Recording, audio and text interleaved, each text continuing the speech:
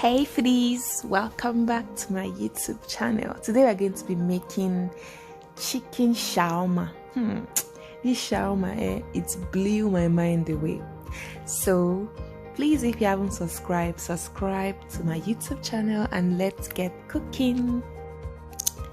So in here I have onion powder, ginger powder, garlic powder, black pepper, salt, and some seasoning cube, and about 2 tablespoons of vegetable oil. Think about 2 to 3 tablespoons of vegetable oil.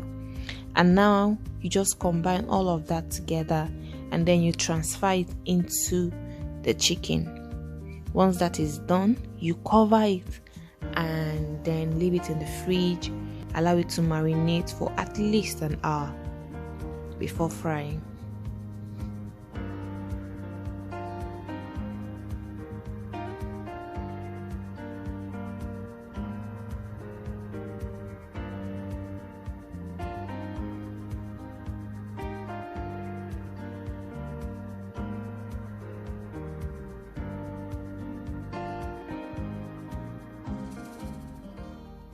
Like, I was so shocked by how the chicken tasted after I was done stir frying. Like, I was like, wow.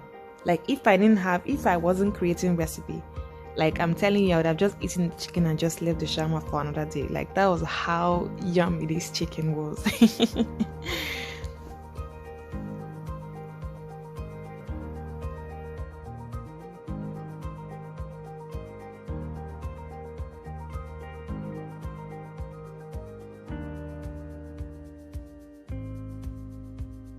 This is the shawarma bread that we're going to be using, and because it is frozen, I'm going to put it in the microwave to defrost it.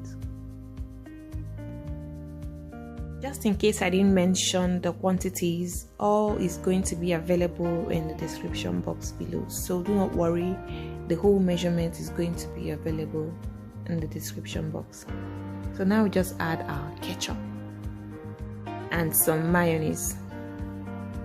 You can use any mayonnaise of your choice, but I'm using Bama. If you're in Nigeria, you know what Bama is. That is what I'm using for this recipe. But you can use any mayonnaise of any brand. I'm going to be adding some sugar, some dried pepper. Another option to use also is cayenne pepper, but I'm just using dried pepper. Some salt.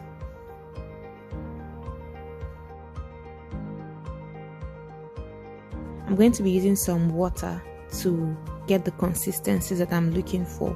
Another option you can use is some lemon juice. It really gives a nice taste or flavor to your sauce. So you can either use water or lemon. The option is just in your hands. So now I'm just trying to combine everything thoroughly. The consistency is still a bit thick, so I'm just going to add a little bit of water.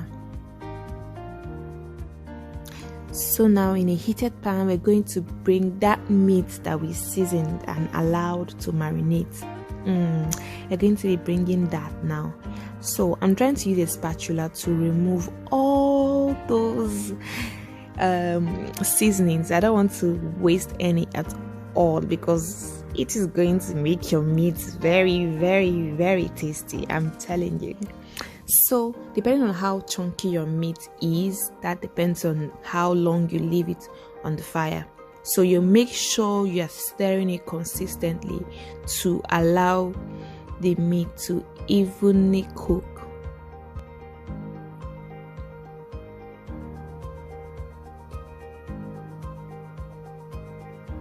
And once the meat is done, you would know. I think it should take there about, let's say 7 to 10 minutes, depending on how chunky your meat is. But once it's getting done, you will see the change in color and in texture.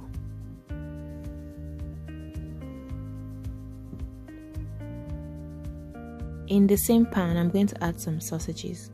And taking a closer look, you can see that our meat is well cooked. And now, while taking out our meat, we're going to allow the sausages to roast as well. So I'm going to give you a warning. Please don't try to test the meat, because you are just going to find it very hard to stop eating. Like this, I'm telling you from experience. Like I took one, I was like, whoa, what was that? Like no carbs. I'm telling you, like the meat, I don't know, but it was just, I don't know if it was the black pepper, I don't know what spice I added gave it that taste. I was like, wow. So please, if you want to taste it, make sure you're not alone in that kitchen. Make sure you have someone that will at least stop you from from finishing everything. So now I'm just going to allow the sausages to evenly roast, and then you will take it out and continue with our process.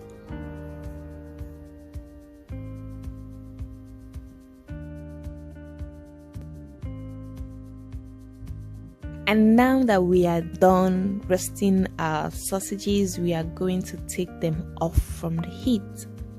So please do not roast these sausages on a high heat. If not, everywhere is going to be covered in smokes, and I know you don't want that. So for our shawarma, this is all that we are going to be using. So you can see that I'm trying to divide the bread into two. But you can decide to use it one as it is without dividing it. It's just up to you how you want it. So now we're going to get our sauce, and we're going to evenly spread it on the pita bread, on our shawarma bread. And you can add some of the cabbage and carrots, and then add some of those meats. Like add as much as you want, because you know home shawarma is the best, because you have the privilege of adding as much meat as you want or as little. So I'm going to add the fries and then the sausages, and we all wrap that all together, and voila, that is all you need. So repeating the same process all over again, you just add the sauce, the cabbage and the carrots, the meat, the fries, and the hot dog, or the sausages rather, and then the remaining sauce we can just spread it all up and wrap it.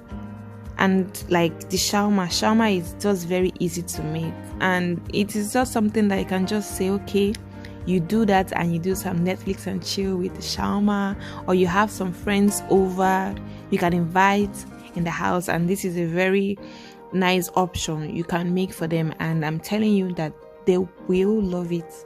Even if they don't love shawarma, they will love this recipe. So now I'm just going to gently, please don't try to overcrowd, so you can be able to wrap your shawarma right. This recipe we're about to get 3 shawarmas.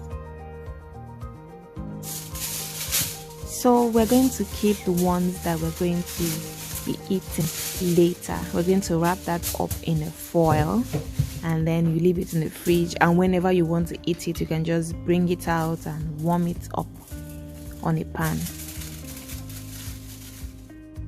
Whichever way you love eating your shawarma, you can decide to toast it up in a pan a bit for about a minute or 2 on each side.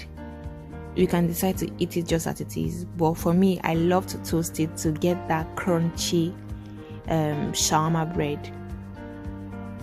Let me tell you what toasting your shawarma bread on a fire helps you to do. It perfectly seals that part that has opening, and then prevents the shawarma from opening up when you decide to eat it. That is what it really does, and that is nice.